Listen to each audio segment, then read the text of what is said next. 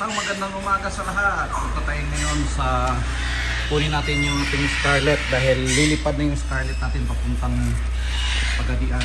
So puntahan natin para ulihin natin.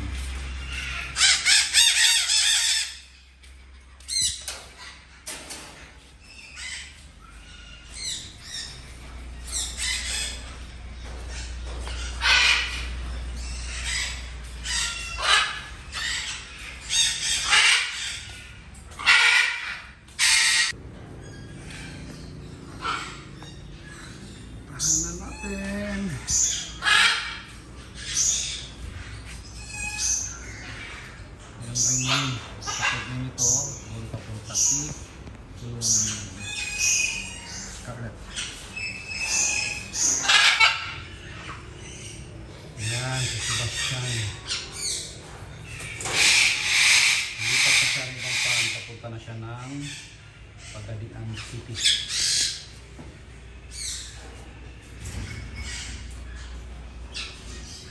Hello, Sebastian. Come on. Come. Oh, wag mo mga gat, wag mga gat. Oh, aray. Ito talaga. Tanong, bakit natin ito i-out? Kasi 4 years old na siya. Yung partner niya nasa loob ng bahay dahil nauubusan niya. Palaging sagat yung partner niya yung sarili niya. Kaya walang partner itong Scarlett natin. So, i-out muna natin. Hello? Hello? Oh, aalis ng partner mo kasi lagi mong yan. Lagi mo pinaputol yung pakpak mo. Aalis na si partner. Okay ka na, hanap na lang tayo ng bagong partner.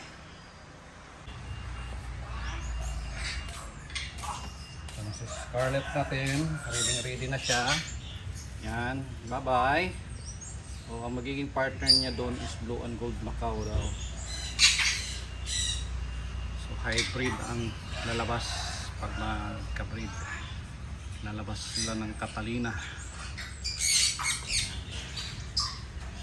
Okay, bye bye Scarlett, bye bye.